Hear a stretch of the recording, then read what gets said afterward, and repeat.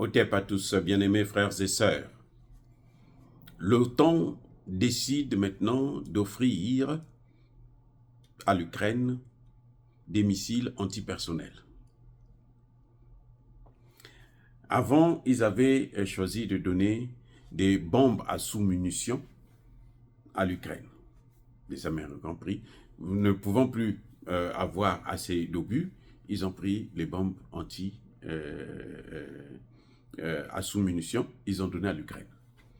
Les bombes à sous-munitions, c'est une bombe dans laquelle il y a des petites bombes et puis qui explosent après. Donc, ça s'éparpille sur un territoire au moins de 100 mètres ou...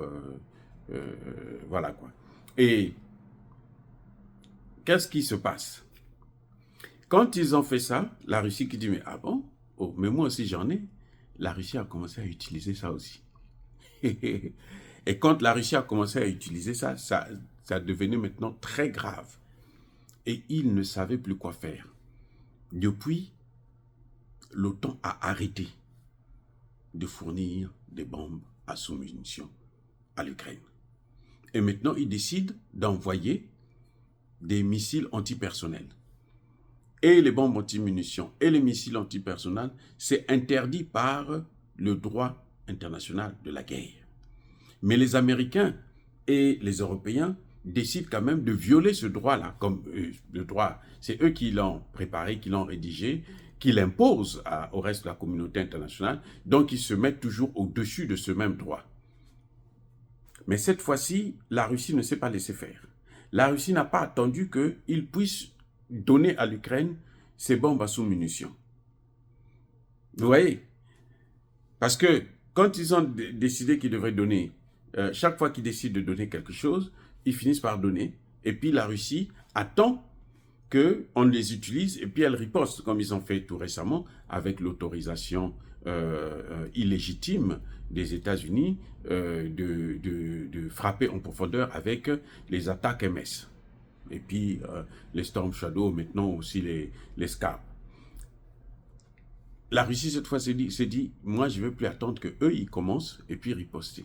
Je ne veux plus me mettre en position, de défense. Je veux me mettre en position d'offense. Ils ont demandé.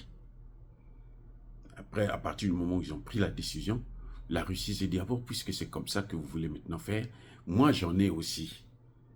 La Russie a pris un bon stock qu'elle avait, elle est allée lancer, larguer en Ukraine. Et ça chauffe. L'Ukraine dit maintenant que la Russie est en train de commettre un crime de guerre. Alors que ce sont eux qui ont commencé. Ils ont dit que nous, on va envoyer. La Russie dit non, je n'attends pas que vous puissiez envoyer. Moi, je vous envoie ça pour que vous puissiez savoir qu'est-ce que c'est. Comme ça, vous allez savoir quelles sont les dispositions à prendre. Vous savez, il y a peu de chaînes qui en parlent. Parce qu'ils savent que ce sont eux qui ont commencé. Ils se vantaient que non, nous, on va leur donner ça. Ils pensaient que la Russie n'en avait pas. Or, la Russie en a, en bonne quantité. Elle a déversé une bonne partie sur le sol ukrainien. Et ça devient un problème. Parce que la Russie, elle a des chars antipersonnels. C'est-à-dire que c'est des chars qui viennent, qui avalent ces bombes-là. Parce que ce sont des bombes, quand ça tombe, ben, tu ne peux pas savoir. Parfois, ça s'enfonce sur la terre. Et puis, bon, quand tu marches dessus, pouf, tu t'en vas. Et 80% des victimes sont des civils. 80% des victimes de ces bombes antipersonnelles, ce sont des victimes. Et plus de 35 à 45% des enfants. Vous voyez? Donc, ça fait des dégâts énormes. Et la Russie, elle, par contre, elle a des chars qui viennent, qui prennent, quand ça marche dessus, là, soit ça explose à l'intérieur du char, ou bien le char, c'est-à-dire qu'ils ont un mécanisme où ils neutralisent ce type de bombe. Ce que l'Ukraine n'a pas. Donc, pour l'Ukraine, c'est un grand problème sur ce que la Russie a déjà déversé. Et je ne suis pas sûr que les Occidentaux vont lui donner ça à l'Ukraine parce que s'ils donnent à l'Ukraine, la Russie va envoyer plus.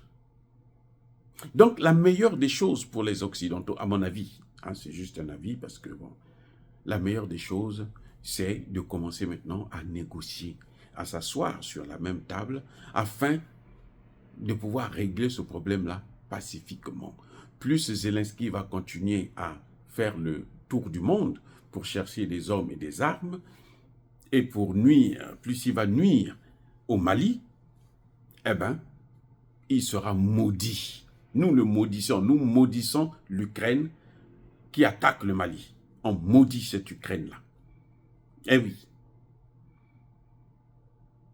Donc je crois que les Européens devaient commencer maintenant à réfléchir un peu plus. Hein? Au lieu d'envenimer, de continuer à jeter de l'huile sur le feu, ben, vaut mieux éviter ça. Vaut mieux éviter ça. Et c'est possible de l'éviter. Il suffit d'être honnête, d'être sérieux, et puis on évite tout ça. Voilà quoi. Donc, si les Américains et les Européens donnent à l'Ukraine ces missiles, ces bombes antipersonnelles, eh ben, ces mines antipersonnelles, qu'ils sachent qu'ils ne feront qu'aggraver le cas, le sort de l'Ukraine. Et plus ça va continuer, plus l'Ukraine va perdre Odessa.